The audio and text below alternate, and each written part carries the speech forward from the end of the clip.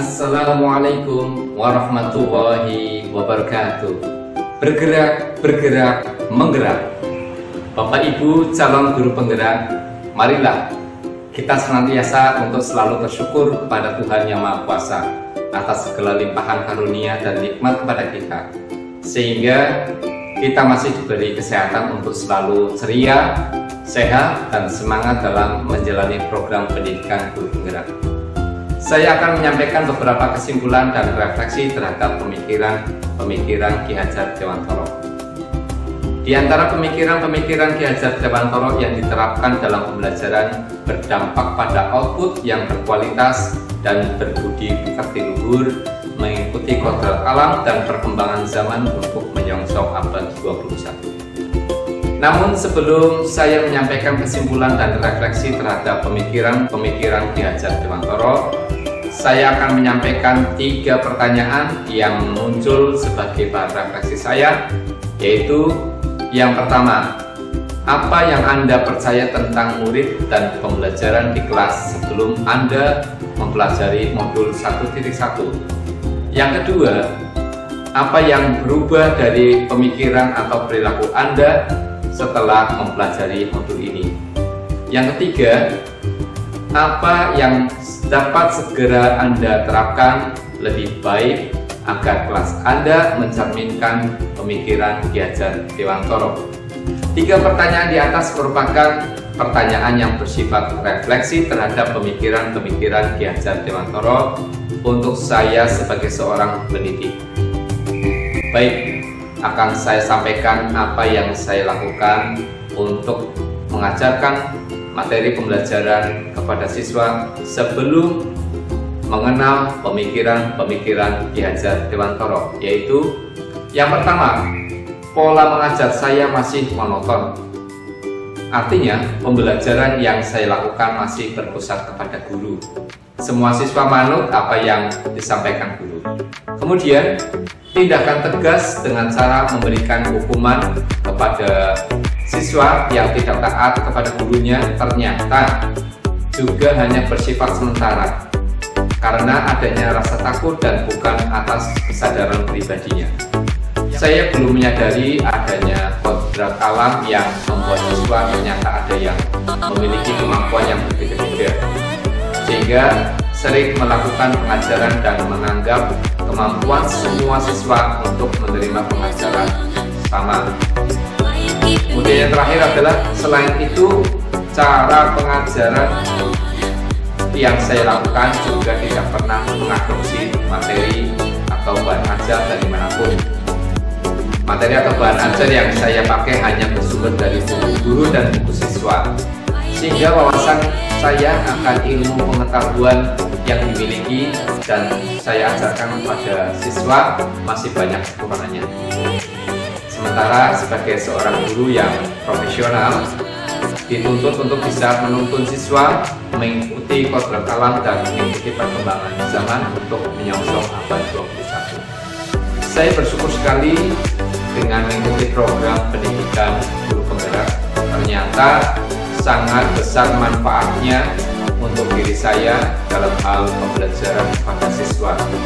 Setelah saya mempelajari dan mengenal pemikiran Ki Hajar Dewantoro pada modul ini, maka pembelajaran yang saya lakukan sudah berpusat kepada siswa, sehingga siswa aktif dalam kegiatan pembelajaran, di mana siswa mampu memecahkan sebuah masalah, menjawab pertanyaan-pertanyaan dari guru dan teman yang lainnya, kemudian merumuskan pertanyaan mereka sendiri, mereka bisa berdiskusi, mereka juga kooperatif dalam pembelajaran untuk menyelesaikan tugas proyeknya.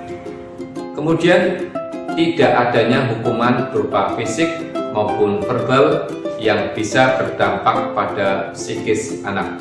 Saya menjadikan pembelajaran yang lebih menarik dan menyenangkan. Selain itu, saya juga menggali potensi yang dimiliki siswa sesuai dengan kodrat alam dan mengajak mereka semua untuk menggali informasi-informasi sesuai perkembangan zaman dengan memanfaatkan teknologi IT yang telah difasilitasi oleh pemerintah untuk menyongsong abad 21. Kemudian saya juga selalu menanamkan kepada siswa 5S, yaitu senyum, salam, sapa, sopan, dan santun. Merupakan sebuah penerapan yang sangat baik dalam penanaman konsep budi pekerti yang luhur. Manusia diciptakan oleh Tuhan dilengkapi dengan akal pikiran untuk selalu merubah dan berubah menjadi hal yang lebih baik dan yang lebih sempurna. Salah satu diantaranya adalah pemikiran Ki Hajar Dewantara. Bagaimana caranya bisa merubah pola pikir bangsa yang sedang terjajah oleh bangsa asing agar menjadi bangsa yang bisa menikmati dunia pendidikan tanpa adanya tekanan dari manapun. Beliau juga merupakan orang yang pemberani dan penentang kebijakan-kebijakan yang diterapkan oleh pemerintah kolonial Belanda. Ki Hajar Dewantara berkorban untuk bangsa ini sampai beliau juga diasingkan oleh pemerintah kolonial Belanda. Namun beliau tidak patah semangat, beliau tetap belajar walaupun masih dalam tahanan pemerintah kolonial Belanda. Kemudian sepulangnya dari negara Belanda, ilmu yang beliau pelajari disalurkan untuk bangsa ini agar bangsa ini segera terbebas dari penjajahan pemerintah kolonial Belanda yang menyengsarakan. Konsep pemikiran yang beliau terapkan di dalam mendidik anak-anak bangsa ini adalah ing ngarsa sung tulodo, ing madya mangkarsa tutwuri handayani, yang terkenal dengan nama trilogi pendidikan, yang artinya adalah sebagai pendidik di depan harus memberikan sebuah teladan yang baik, di tengah harus membangun ide dan gagasan, dan di belakang harus bisa memberikan motivasi dan dukungan pada murid-muridnya. Nah, dengan adanya konsep pemikiran Ki Hajar Dewantara ini yang dapat segera saya terapkan lebih baik agar kelas saya mencerminkan pemikiran Ki Hajar Dewantara adalah yang pertama, anak diberi kebebasan dalam menuangkan aspirasinya sesuai dengan kodrat alam yang mereka bawa. Kemudian sebagai pendidik, saya akan menuntun mereka tumbuh dan berkembang menjadi manusia yang berkualitas dan berpotensi serta berbudi pekerti, menghindari hukuman baik secara fisik maupun verbal yang dapat mengganggu psikis anak. Kemudian melakukan pembelajaran yang menarik dan menyenangkan, kemudian menggali potensi yang dimiliki siswa, menyesuaikan pembelajaran sesuai dengan perkembangan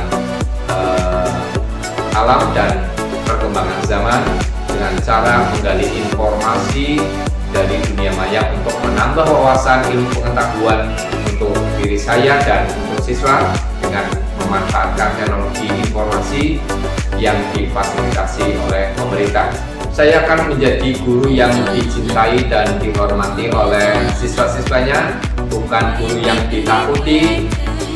Kemudian menjadikan guru sebagai teman dalam menuntun belajarnya, menjadi guru yang didukung dan ditiru, artinya menjadi suri teladan yang baik bagi murid-muridnya. Pepatah mengatakan, guru kencing berdiri, murid kencing berlari. Jadi sebagai guru yang didukung dan ditiru harus memberikan contoh-contoh yang baik dalam mendidik siswanya, memberikan akhlak yang baik, budi pekerti yang luhur.